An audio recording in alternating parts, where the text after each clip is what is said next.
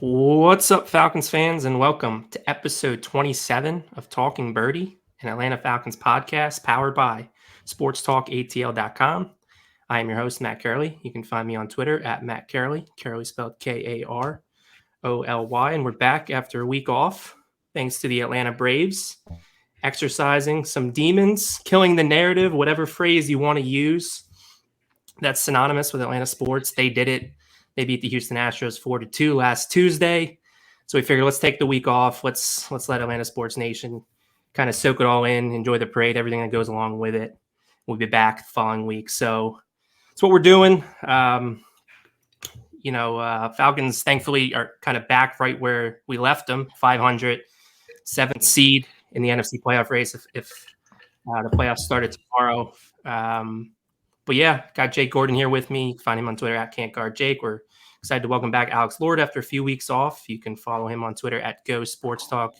Go spelled Geaux. Guys, tell me how you're feeling. I know both of you were at the parade. I mean, it doesn't get much better than that as an Atlanta sports fan. Winning a World Series, bringing the championship back home to Atlanta, and then finishing out the week, Falcons beating their arch rival in New Orleans. How we feeling about that? Yeah, I mean, it's been a strong week too, and obviously I go to UGA, so Georgia's still number one. Yeah. I mean, it's definitely been a strong week. If LSU, they should have beat Alabama. If LSU could have beat Alabama, we had a happy bunch. But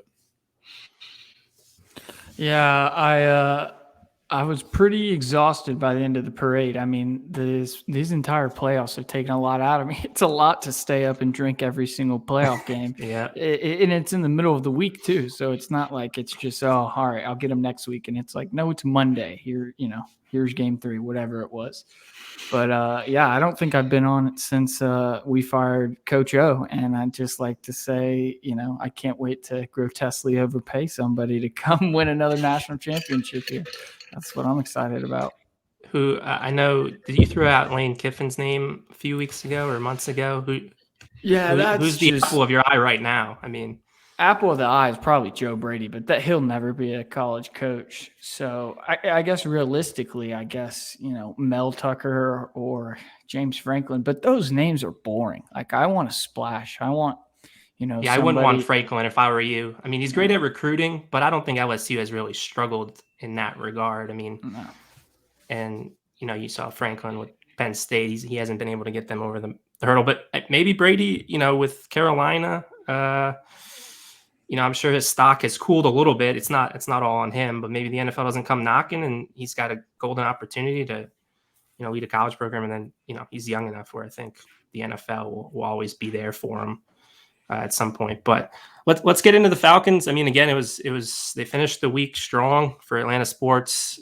Certainly they were pretty big underdogs heading into New Orleans, over a touchdown, I believe, or touchdown underdogs. And yeah, I mean, usually that's how it works for the Falcons. When your expectations are low, they always, find a way to surprise you. But before we get into that game, let's talk a little bit roster moves because, we've been out of action for a couple of weeks. There has been some things happening this week.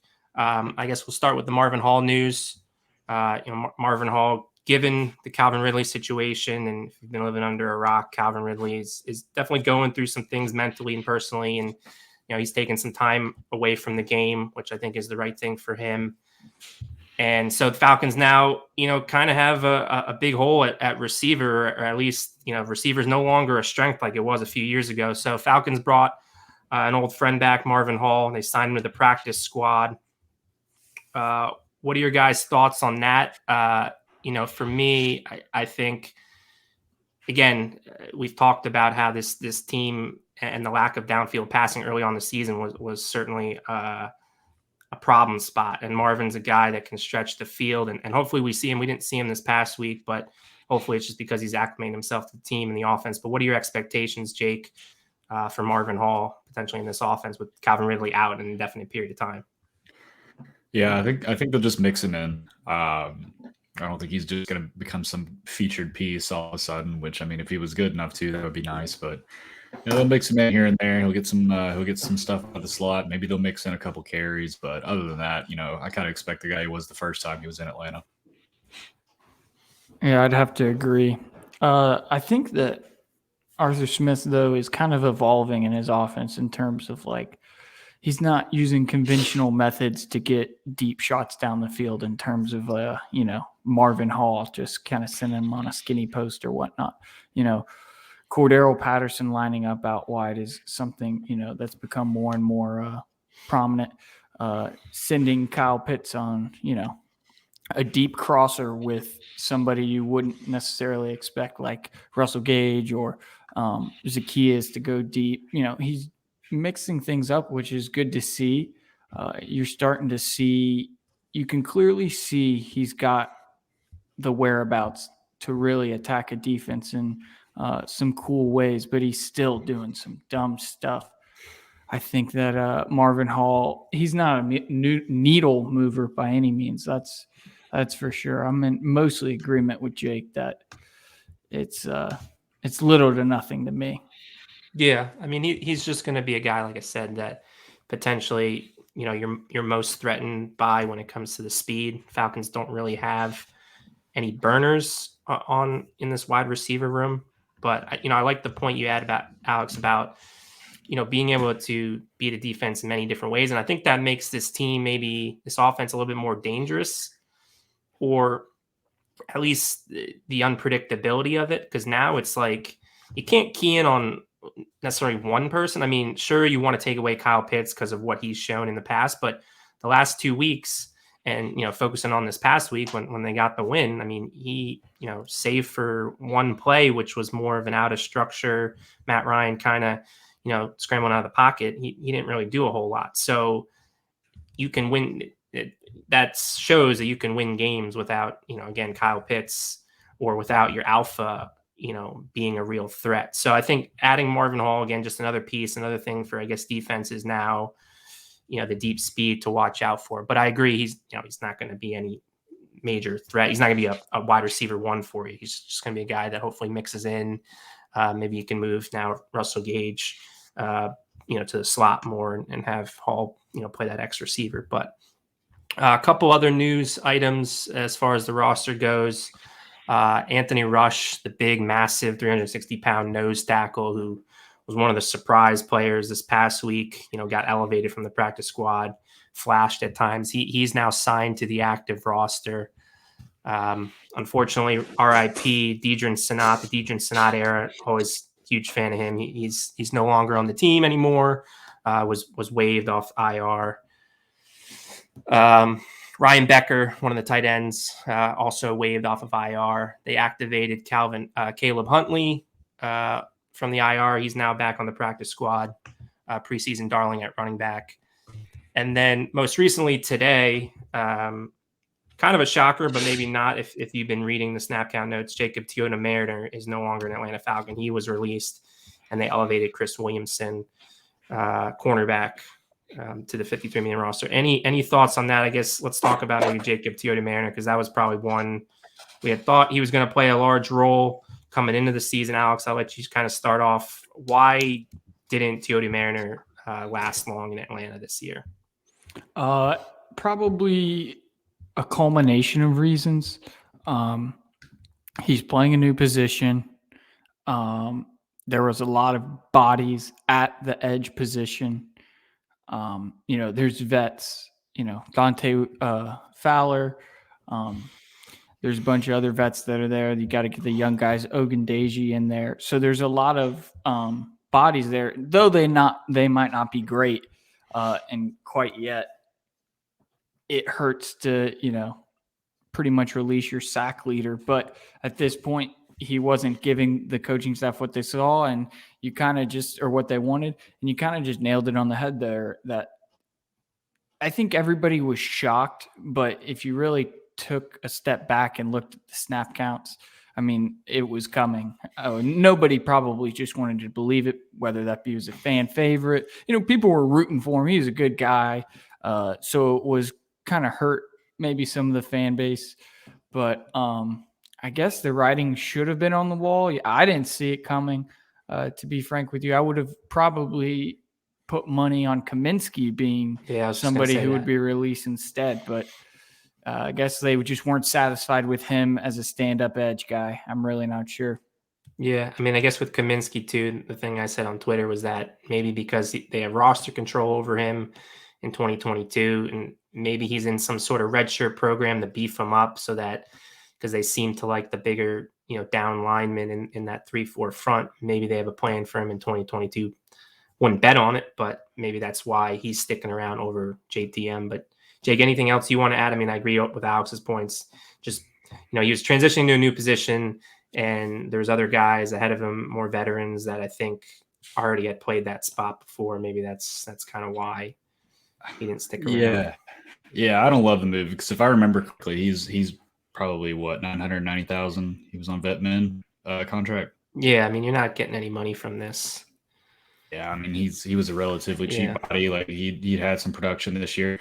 I don't get it. I thought it was strange. Maybe there's something else going on there, but I'm not a fan of the move, I will say. Could be a special teams thing. Maybe they weren't really satisfied with his effort on special teams. That's really, not that. I mean, it is important. I don't want to downplay it, but I don't know. It couldn't have been that bad. That's something to definitely consider too when you got, the bottom of the roster type moves like this. That's what I'm wondering too about, like Williamson. I know they played Darren Hall at one of the punt coverage spots, the guy that matches up with the gunner, and maybe they're not comfortable with him and they needed to get a guy in his spot. And I know Williamson had played that spot. So, maybe he just won out and, Tio DeMario obviously is not going to play that spot on the punt coverage team. But yeah, I don't know either. I don't know why you don't just keep him around. Again, you're not making any money from it. And he was a guy that shows great effort. And, for a team that's looking for sacks and looking for pressures, I mean, he's near in sacks. He's tied for the lead. I don't know where he's at in pressures, but it happens sometimes. You can't. That's why you can't tie yourself sometimes to these fan favorites, because you just never know.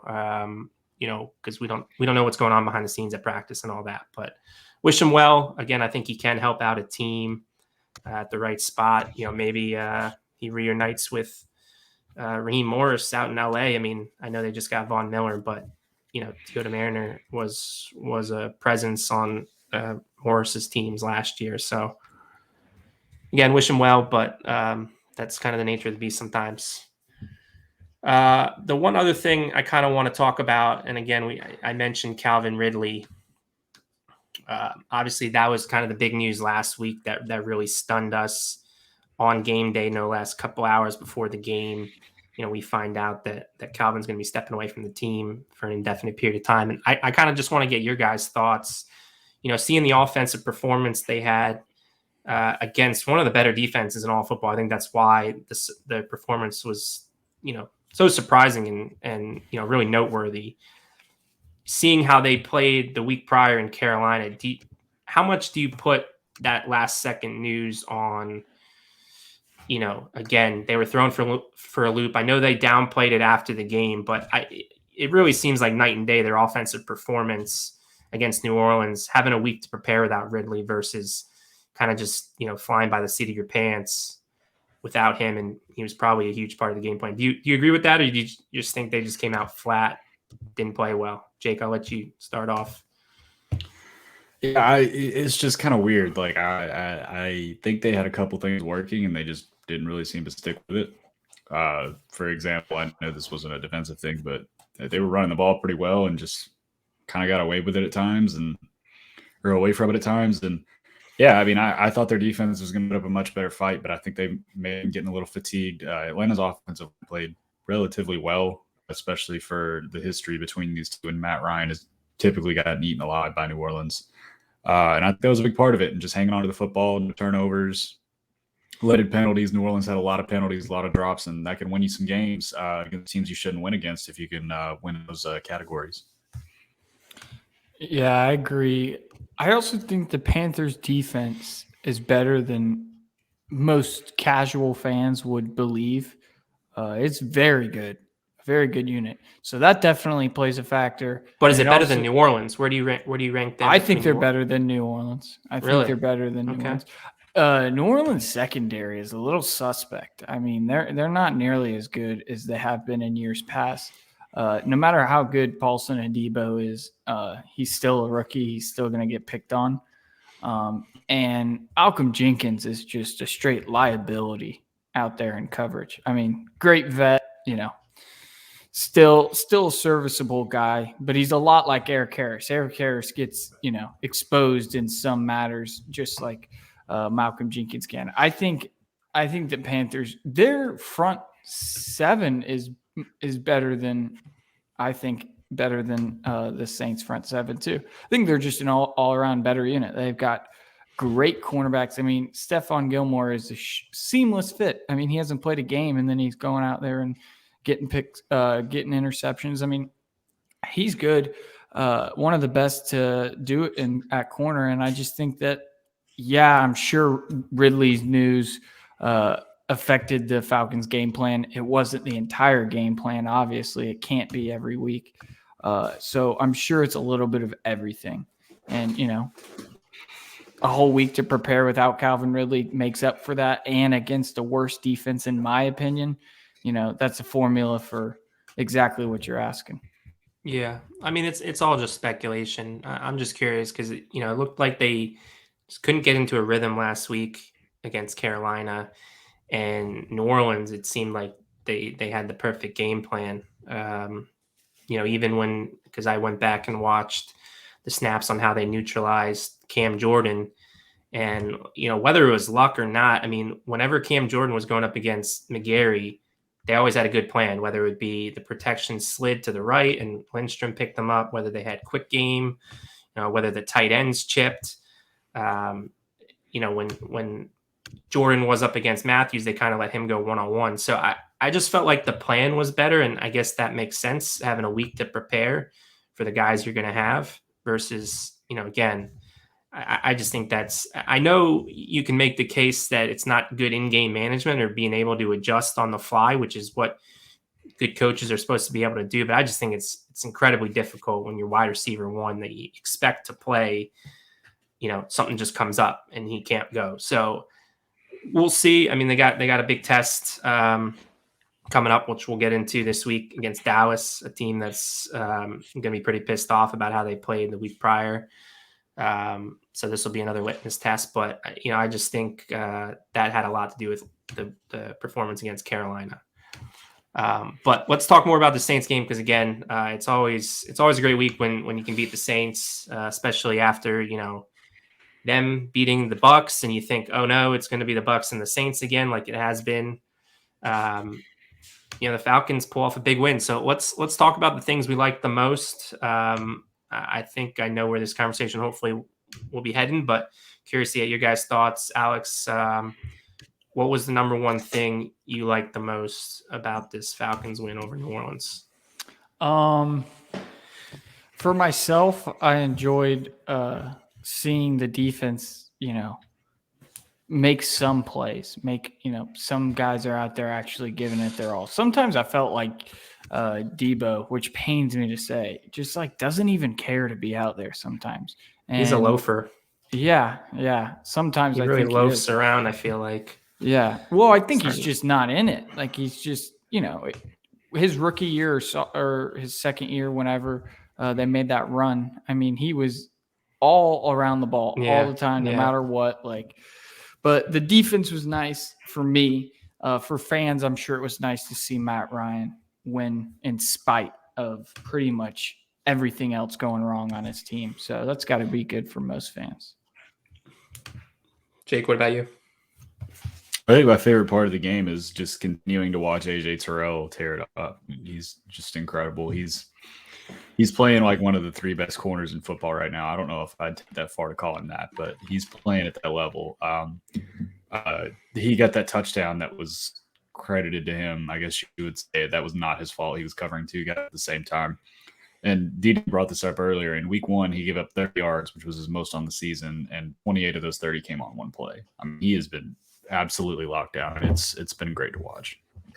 Yeah, I mean, no corner has allowed less yards than him per Pro Football Focus. So he's been legit. He's been one of the stars of the season. And I guess just to address that touchdown, because I know, fans don't like that. I guess he's now got a touchdown on his record, but That's a call that in the red zone, we've seen. I know I've seen it from the Falcons a couple of years ago. I said to someone on Twitter, it was in 2018 against the Bengals game, if you guys remember. And Isaiah Oliver kind of had a similar rep where he was kind of in conflict. He had to guard a low route and the high route, and he kind of bid on the low route and kind of left the high route. And again, it was a no-win situation because if Tyrell does leave the low route, the guy's probably running through him for the touchdown. So it is what it is. I mean, you can blame the call, but I think looking back on it too, I mean, how some of the linebacker plays, it looked like Foy Luakon was out of position. So it is what it is. I mean, it doesn't take away that he played a really strong game. Yeah. I mean, Simeon certainly knows who AJ Terrell is after those 3 pass breakups. And again, kind of going back to what I said about this Dallas matchup, this is a big one for Tyrell again, too, because, the quality of competition hasn't been great. I think we can all admit as far as the offenses they've faced. And that won't be the case this week going up against Dallas. I mean, you got CeeDee Lamb, you got Amari Cooper, and then it looks like they're going to get Michael Gallup back. So if he can hold down his side of the field again against one of those 3 guys, I think the NFL is officially going to be on notice. And it's not just us Falcons fans kind of singing his praises, but that was great to see another performance from him. Alex, to echo your point, I mean, me as a big Matt Ryan stan, I think he's really willing this offense to where they're at right now. I mean, we'll get into it, but obviously the run game's a major issue. They haven't been able to run the football, and that's contributed to them not being able to close out these games and making them have to end in dramatic fashion. And, you talk about the pass protection, and it's interesting, and I want to get your guys' thoughts on the pass protection too in this game, because Pro Football Focus credited, I guess, the Saints with 19 pressures. And yes, Matt Ryan, I think, was under duress at times, but I didn't feel like they played a bad game. I know the individual grades, I think there was some of the best that Pro Football Focus gave out for the Falcons, of their first 8 games. But, again, he has had to deal with protection issues. The defense hasn't done him any favors at times. So what Matt Ryan has had to do is, I don't think, getting enough credit, both sometimes from Falcons fans and on the national scale. And, that's just the product of the Falcons being an average football team at 4-4. So he's not going to get the credit he deserves. But what he's done has been tremendous. And I think he's finally kind of coming into his own in this offense, which is what we all expected when we were talking in the off season. But just a couple of other things. Well, I guess what do you guys think of the offensive line? Did you think, I mean, aside from the run blocking, did you think they were improved from a pass protecting standpoint? Alex, I know you usually key in a lot on the offensive line. What are your thoughts there? I watched a lot of Jalen Mayfield and Matt Hennessy, and Matt Hennessy is still Matt Hennessy is going to be fine. I think he'll be a fine center in the league one day for the Falcons, I assume. But he's still learning, and so is Jalen Mayfield. This may have been their best game, says PFF, and maybe it was, but it still wasn't good enough. For what it seemed like, eye test wise, it felt like Matt Ryan was consistently just working the pocket. I mean, and that's what you got to do as an NFL quarterback. So I'm going to rear back a little bit, but it felt like the Saints were constantly like tugging at his jersey, even if they didn't get him and he was able to escape. It felt maybe a little bit worse than the PFF grades indicate for me personally. The run game is just Jake Matthews cannot move a single person off the ball to save his life. I would say Matt Hennessy in running to the right side is definitely the way to go behind Lindstrom and McGarry. McGarry can move some bodies, though, he's not as great in space as, you'd probably like him to be. Matt Hennessy is so athletic for a center.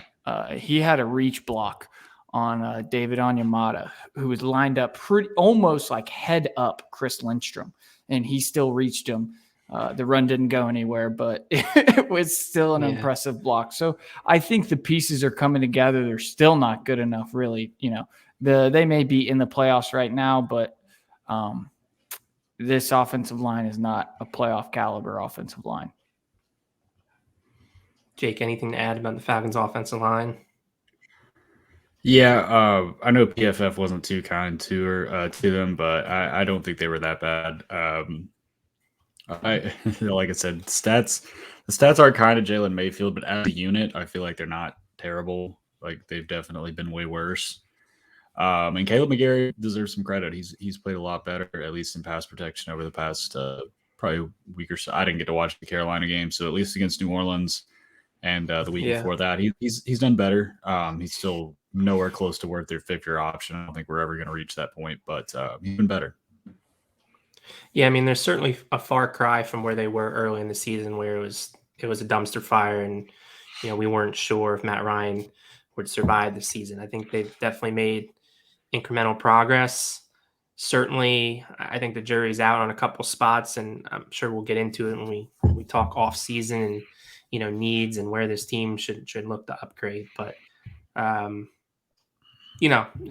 think it was an encouraging performance outside of really those two drives, which I think we'll get into when we talk about the did not likes. But outside of that, I thought they were functional. They survived, and obviously Matt Ryan's his pocket mobility and management is an underrated feature of his game, and he's able to work around it. But I do think there was a lot of throws, especially in particular that last touchdown to Zacchaeus in the end zone where he was basically being hit as he's throwing the ball, and I think that's why he didn't get a lot on the throw. He had to deal with that quite a bit. So again, kudos to him for his performance. I think he's playing as well as any quarterback in football since week 3. And I think the numbers and the advanced metrics kind of attest to that. But a couple more shout outs. We haven't mentioned Cordell Patterson. I mean, what a revelation. Certainly, again, quarterback usually gets all the praise and credit, and, Matt deserves that. But I still think right now, Cordell Patterson's the team MVP. I mean, this offense, I think, would be lost without his presence, and, come up and make that play on that, game-winning drive was absolutely huge. And then just the red zone offense, again, continues to be a real strength. Something, you can't say negatively about Arthur Smith is what he's done, the injection of this offense in the red zone, going 3 for their last 4 converting touchdowns, not including that end of game scenario where they're just, waiting on a field goal to win the game. I think, again, those are things that I liked, and, I think will continue for this team. But, let's talk about some of the did not likes. And I know, Alex, where you're wanting to take this conversation, so I'll let you kind of steer the ship. But what was the big thing that stood out to you that was a negative? 2 things in particular, probably. I don't even know what you're talking about, but the game management and the some of the play calling. I thought, that's all right. Well, Felipe Franks is valuable, and he's valuable in a very small part of the game. And I'm not against using him in that part of the game. I think it could be valuable, but the way that Arthur Smith has implemented the Felipe Franks package is head scratching, to say the least. I mean, there's plenty of Falcons fans out there who are up in arms about it, but I'm here to tell you that it is good. It can be a useful package for Arthur Smith in this offense. It's going to take 1/3 and short on a zone read where, Felipe Franks can get 2 yards quicker than Matt Ryan can, and the drive keeps going and the Falcons win a game in this season. Then fans will be like, oh, okay, I see but on a 1st and 10, I mean, how egregious, dude. I mean, this is just him, learning probably as a rookie head coach. But yeah, he's a fucking bozo. Excuse my language, but those decisions were inexcusable. I know Chase wanted to fire him. He was like, I'm glad we won, but seriously. And he has a point, he's just dramatic, but he has a point that is just So head scratching. And nobody pressed him in the media. Like afterwards, nobody pressed him. I mean, he was like, we have this package, basically, the whole coaches thing where we have this package and it's not going away. This is blah, blah, blah, blah. That riled me up. I feel like part of the reason they're not pressing him too is because they're kind of getting fed up because they ask some tough questions and Smith won't ever take the bait and he kind of really pushes back on them. So I feel like that's where they're at there. But I mean, certainly, yes, they got the win. And I even tweeted this. He still has, some explaining to do about some of your decision making because it's almost disrespectful to Matt Ryan. You're taking the ball out of his hands, a former MVP who's really kind of at times willing this offense, without a run game and with shoddy protection. You're going to take the ball out of his hands and just have him split out wide, which always never makes sense to me because now you're playing 10 on 11 football. And you really know the play that's like they haven't added any new wrinkles to Felipe Franks at quarterback in those situations. It's always just zone read and then you're trusting an undrafted free agent rookie to make a decision in a high leverage situation. I think they did. I think they did have a wrinkle that, flashed, but it didn't come to fruition where Franks kept it and he tried to throw it, right at the line of scrimmage. Panic though? I saw that. Was that out of like, I'm screwed here? I don't know. I may be giving him more credit than I should. Yeah. That's not a new thing. I'm saying like people do that. They do a zone read. Oh yeah. You have that corner. Well, it's an option. I mean, they call it the zone read option. I mean, he does have the option to throw the ball and he is a quarterback. So yeah, I don't know. That was inexcusable. But Jake, hang on, one more thing sorry. The Falcons' lack of, I know, and they got a sack fumble that returned and that turned into a touchdown, but the Falcons' defensive front is so piss poor. It's so worst pass rush in football. Worst, and I don't know if it's even close. Maybe, yeah. Because, and the reason I say this is, I mean, I'm sure we've all seen the stat about offensive line protection throughout the NFL, and the Dolphins are like dead last by a huge margin, and the Panthers are, second last, and the Falcons didn't muster anything against either of those two units. So that I think tells you all you need to know. And yeah, it's bad and it's unfortunate because I thought there was a pathway to manufacturing a pass rush, but I think it's also because of the fact that Dean Pease, can't fully unlock this unit because, and it goes back to, that he doesn't have the talent, I guess, to trust. So it is what it is, but yeah, it's going to be an issue, unfortunately. Yeah, I was wondering, how well AJ Terrell is really playing right now. Is it even like better play by him and maybe Fabian Moreau? I know Fabian Moreau gets picked on a lot, but they're covering for what seems like an eternity, on most plays. It's a good point. So maybe they're playing a little bit better than we're even giving them credit for. Because you can't cover guys forever. You can't. Yeah, no, it's a lot of pressure on their shoulders for sure, and especially Morrow's shoulders because quarterbacks are starting to take notice of Tyrell and go in the opposite direction. And so, I know again you can make what the Pro Football Focus grades, but I feel like Morrow, he's for what they're paying him, and I love him. People had. I think it just goes to show people have unreasonable expectations sometimes when you bring a guy in and we kind of tout him and say, hey, this guy could be a diamond in the rough. I think he's been all that we could have hoped for and asked for. I mean, his plays on the ball. I mean, he made one early on in the game. I know he got called for a pass interference, which I thought it was questionable towards the end of the game. I think, he's a pretty decent cornerback. Certainly, I don't know if they're going to bring him back or he's the long-term answer, but for this year, he's definitely holding down the fort. Jake, what was the biggest thing you didn't like from this Saints game? Y'all covered most of it. I would probably just say the prevent offense again. Just think you got to have better play calling when you're trying to hold a lead. I understand it's tough to run the ball, but I don't know. Yeah, it's a little different in college football. You can kind of just say like, all right, we're going to commit to the run. Like that just doesn't work in the NFL. You can't just say, all right, we're going to sit here and run the ball and it's going to work. Yeah. So you know it's tough, but I think the prevent offense, you need to keep a couple more plays in your bag for then, so you can get a couple cheap first downs. But definitely something different. Yeah, and I just think it's going to be an issue pretty much all season unless they turn it around in the run game, because the defense isn't good enough to hold leads. If you can't run the football, I mean, you're going to have to pass to win the game. And like you said, I think you're going to have to hold a few plays back probably to get those yards through the air rather than, just your typical screens or, quick slants or quick flat routes. I mean, an extension of the run game.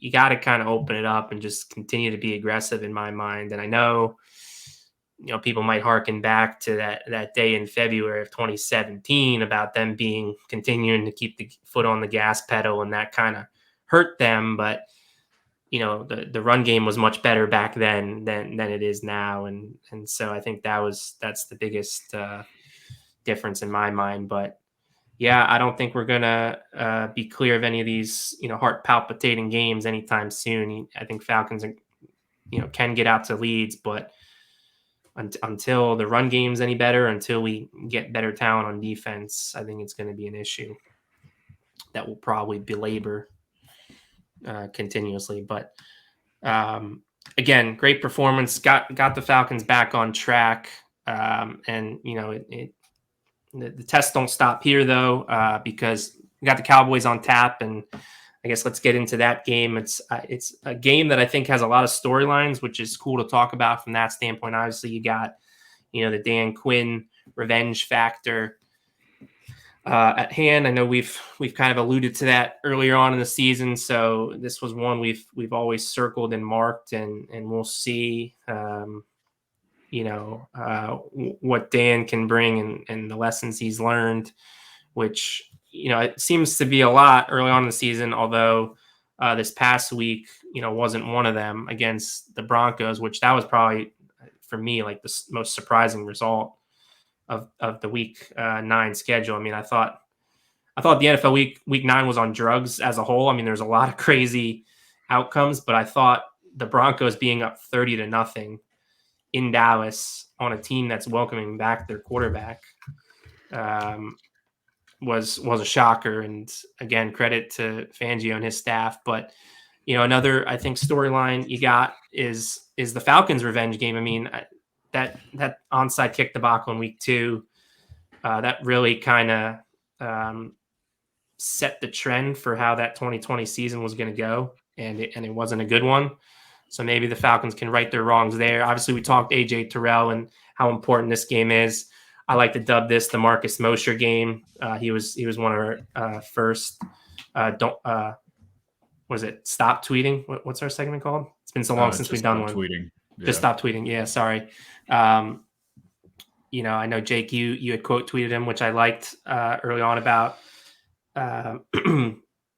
Mosher was talking about how Trayvon Diggs was like the 101st ranked corner in Pro Football Focus, and Mosher's famous for talking about how the Falcons made a huge mistake passing on CeeDee Lamb in favor of AJ Terrell. And so I think this is a huge opportunity. It would be fine if he said it once. He said it like 10 times. Oh yeah. He has made this his brand, so he's going to hear about it.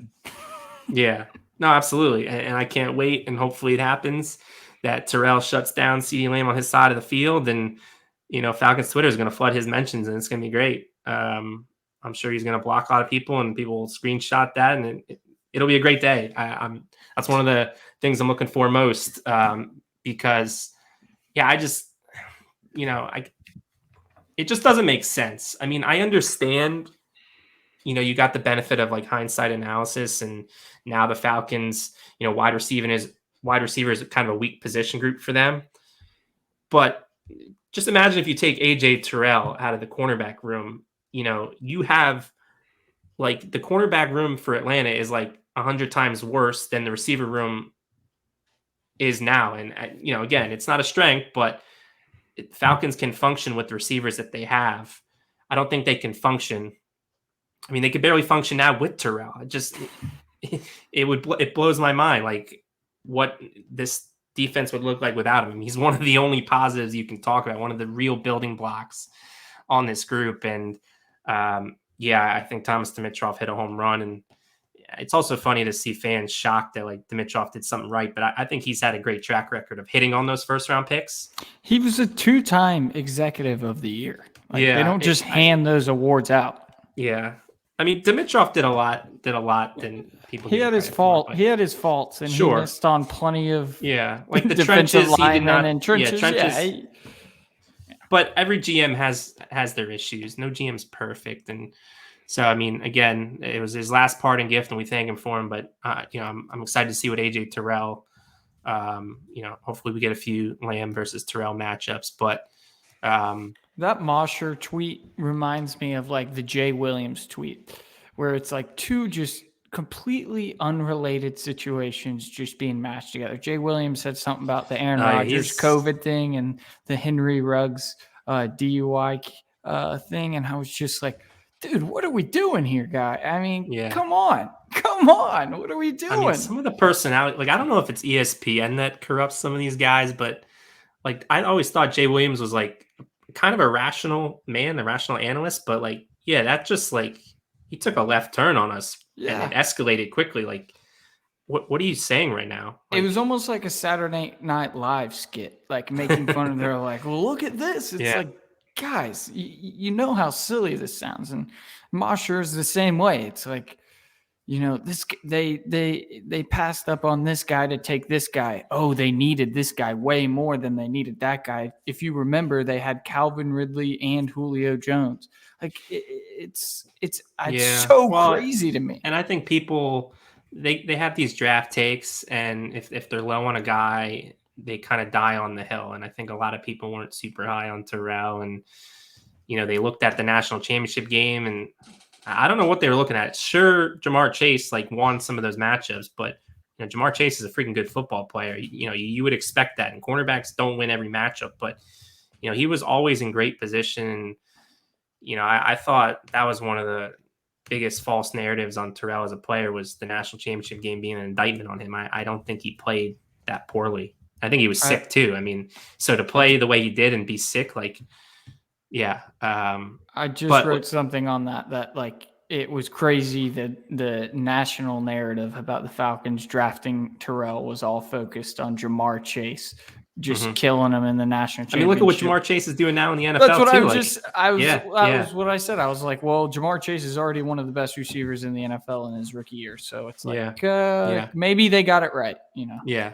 Yeah, no, they absolutely did. But let's talk about this matchup. I think one of the things I want to bring up is I think the game plan, and it's going to be tough because we just got done saying the Falcons can't run the ball to save their lives, but I think to have a good shot to win this game, you want to shorten this game if you're the Falcons. Despite Dallas, their offense, not playing well against the Broncos, I think they're one of the top 3 to 5 offenses in football. And this isn't a team you want to have like let Dak get a lot of possessions because they're going to hang 30, 35, 40 on you in a hurry. I think you have to harken back to like some of the early Matt Ryan teams in the Mike Smith era where they try to control the clock. And again, it's going to be a challenge if they can't run the football. I mean, you're probably going to have to use the pass game as an extension of the run game. And, maybe they bring back the short passing game, which not a huge fan of it. I mean, we've seen it. They've had the most success when they aired out. But that's the only way I see them like having a really good shot is shortening the game, shortening the amount of possessions, because we do know when the Falcons can move the ball and get in the red zone, there's a very good chance it's ending in 6 points, which is not something we could always said, in past regimes. But that's my pathway to victory. How do you guys feel about this matchup? What do you think are the keys? Jake, I'll let you start us off. Yeah, I think it's going to begin and end with slowing down Ezekiel Elliott and then kind of hoping you can compete in the pass game. I mean, they got 3 turnovers and a half last time. I don't know if that's going to happen again. So yeah, you're gonna have to cut. You can't game plan for that. No. But I do think forcing a couple turnovers would definitely go a long way. And Yeah, I think that's really going to be the main key point, is slowing down Ezekiel Elliott. Because if they can control the ground game, it's going to be a long day, and you're going to be staring at a loss to Dan Quinn in the face, and I don't want that. Yeah, I mean it's scary too, because the Falcons' run defense has been bad the past 2 weeks. I don't think we talked enough about that. And you got one of the best running teams in football. So yeah, I mean that's going to be a key for sure. Alex, what are your thoughts? I think maybe a shootout is the best way, the most logical way, I guess, that Falcons could win. They have an aggressive defense, and the way to take, advantage of an aggressive defense is, misdirections, double moves. You can get Trayvon Diggs on double moves all day long, really. So maybe be aggressive on offense, punch him in the mouth. Really just because I don't think who are their safeties? They have Xavier AZ? Woods is one, is he not? yeah. Is one of them. No, Xavier Woods is in Minnesota now. Oh yeah, that's right. I just think It's KZ and J-Ron Curse, who from what I've heard, and I follow a couple of Cowboys other than Mosher, but J-Ron Curse has been a pretty good player for them.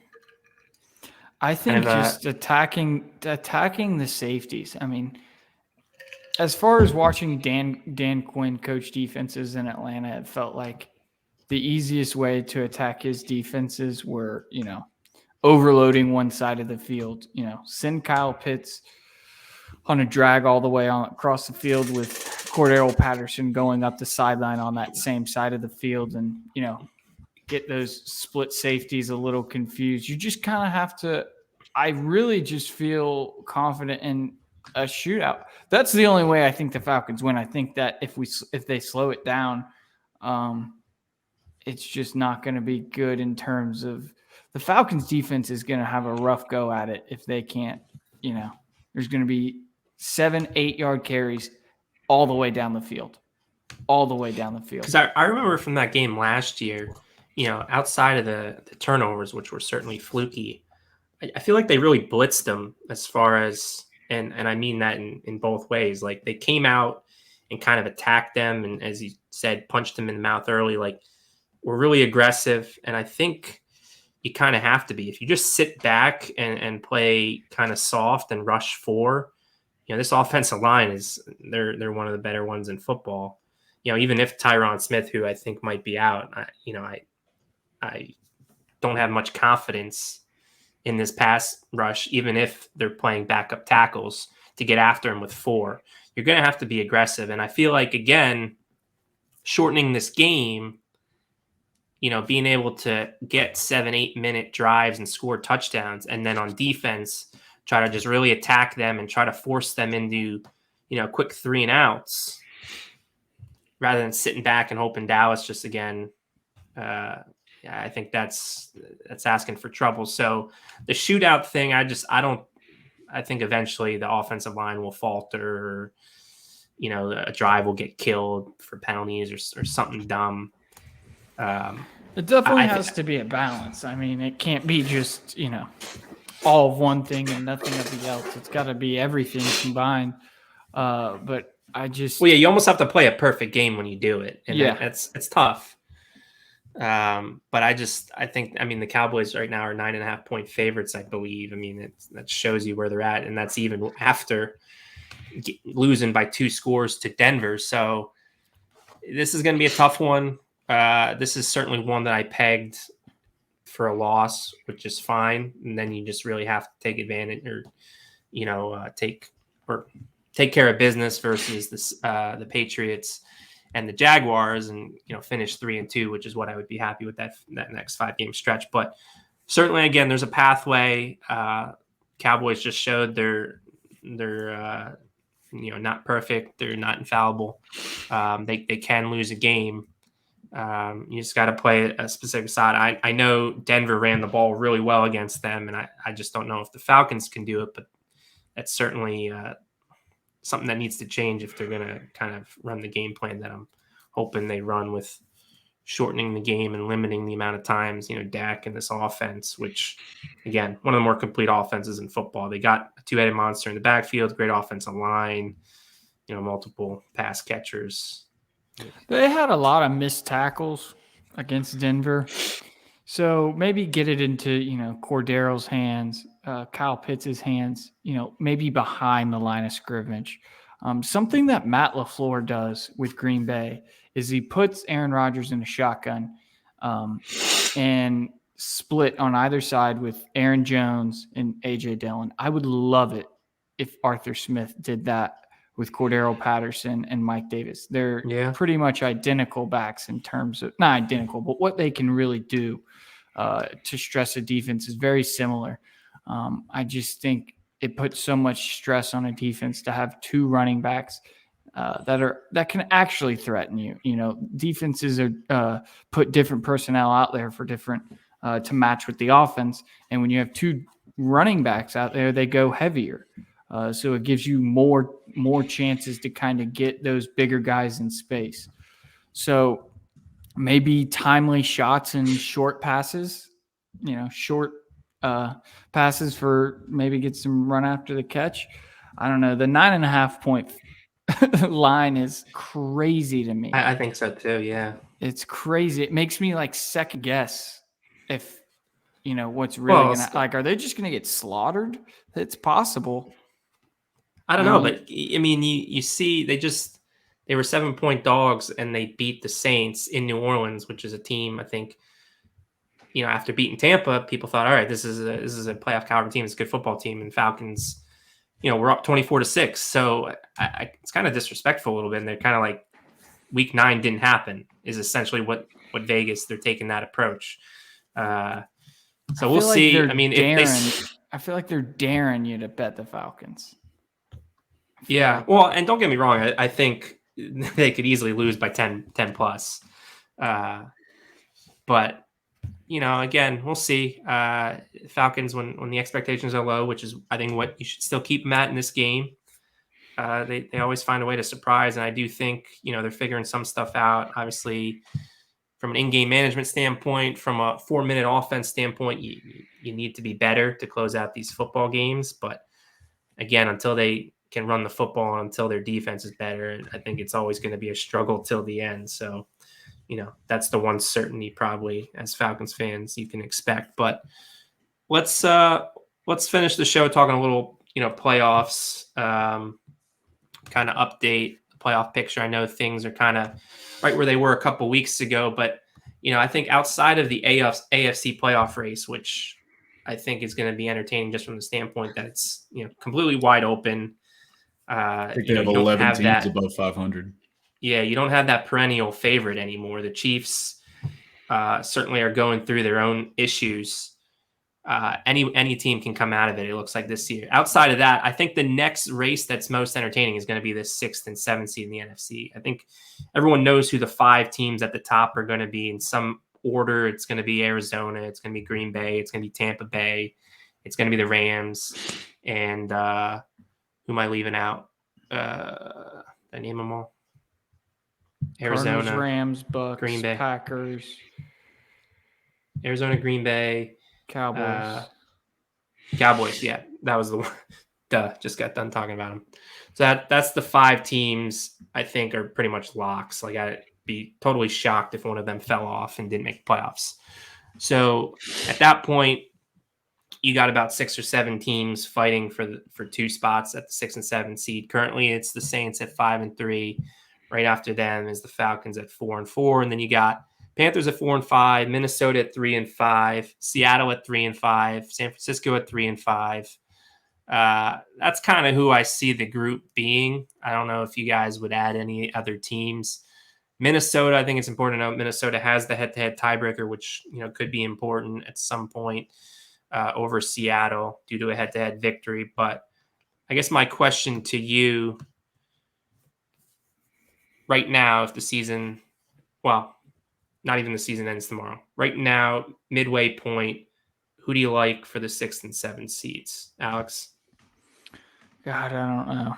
I mean, I guess you got to look at schedules, and I haven't done that in detail, but Who do you think, just by the eye test, based on, I'm sure you've watched a handful of I think Seattle's going to make a strong Seattle push and New here. Orleans. I think Seattle's going to make a strong my team push. Too. Russell Wilson's coming back this week. So, I mean, Seattle could have Odell by the time we even post this. Yeah, Carolina. That's true. Carolina's fraudulent. I mean, I know they dominated us, but their offense is just tragic. Yeah, I mean, I'm willing to throw out Carolina, San Francisco. Minnesota. I'm not willing to throw out Minnesota yet, but they're shaky. They're a couple losses away from firing Mike Zimmer. I mean, I don't know, but he's definitely on the hot seat. Every single of their past 6 games has ended on the final play, like win or loss. Well, that's the thing. They're basically like the Falcons were in a way last year, where they're in every game and they just can't find a way to win them. So maybe that luck turns around. Maybe it never does. Like, it didn't turn around for the Falcons last year. But I don't think you can write them off. Certainly, I think Minnesota and Seattle, teams that are on the outside looking in right now, I think are threats. But I mean, what do we think about New Orleans? Do we think Falcons expose them in some ways? Do we think their defense is good enough to carry them? Well, without Jameis, I would say they're in trouble. But I think I think their defense and their actual team is still good enough to hold off everybody else. I think Trevor Siemian is a clear downgrade from Jameis Winston, but Jameis Winston wasn't playing like great. Outside of the Green Bay game is when he threw 5 touchdowns, right? Yeah, that first one, yeah. He threw like 5 touchdowns, but he like threw a couple, he threw like 4 maybe yards against Washington too, I think. But I just think their offense can still go. Their offense can do enough, especially their run game can do enough to have their defense win games for them. I think that the Falcons game definitely just came down to like just a rivalry thing, a divisional game. They're always harder. It doesn't matter what state the teams are in. But who do the Saints play this week? Titans, I believe. Yeah, they do. I would. It's at Tennessee. It would not surprise me one bit if they came out there looking like they just dominated Tennessee. Yeah, I wouldn't be surprised either. I mean, someone pointed out that the Saints' 3 losses this year have all come after very impressive wins. Obviously the week 1 game against Green Bay, winning that one, and then they lost week 2 against the Panthers. Yeah. The Bucks, obviously last week. I forget who. They beat the Patriots. They beat the Patriots. Was it the Patriots then beating? Yeah, it was the Patriots. Then they lost to the Giants at home the following week. So, it seems like they get up for certain teams, and I guess they took the Falcons a little lightly. And, certainly I think one thing to talk about as well in that Saints game is that they really kicked themselves in the foot in that first half with drops, penalties. I mean, they were running the ball down the Falcons' throat, and then, they either got a penalty or Sean Payton, for whatever reason, decided to go away from the run game for a little bit. There was also the part which I thought was, very surprising, where they put Taysom Hill in the fourth quarter. He looked like, things were cooking. Saints were building some momentum. And then all because of one false start, he pulls Taysom Hill, puts Trevor Siemian back in the game at quarterback, and the very next play is that James Vaughters strip sack. So, I mean, maybe the strip sack still would have happened if Taysom Hill was there. I don't know. We'll never know. But, I just thought if the Saints executed better, I think they would have beaten the Falcons. But that's just my opinion. So we'll see. Again, I think the Falcons have a shot just because I think their schedule still sets up very favorably. I think that Thursday night game next week is super critical, though, because I think the Patriots are a pretty decent team. I mean, they're one of those teams that has a good defense. Their offense is okay, but credit Mac Jones. He's been the best rookie quarterback of the bunch, most consistent rookie quarterback of the bunch. So I think that game will go a long way in determining whether the Falcons, because I think 9 wins, would you say, gets it done? 9-8? I think that would be the case as the 7th seed. And really, Probably. again, that's all I'm looking for. That's all I was looking for heading into the season. I just wanted in year one this team to taste the playoffs, just to get that experience and kind of build towards what it takes then to make a deep playoff run. But if they can do it, I mean, certainly you got to credit Arthur Smith. Certainly, I think you got to credit Matt Ryan for kind of willing them there, based on some of the other factors in play. But we'll continue to talk about this as the season progresses. I think at this point, halfway mark, Falcons are in it, and that's really all you can, I guess, ask for based on where this roster's at. Any last thoughts before we close the show? Anything you guys got going on the site you want to talk about? Anything at all? I don't think so. Yeah, just go out and check out some of the Falcons stuff. Braves are hopping, but it's still football season, boys and girls.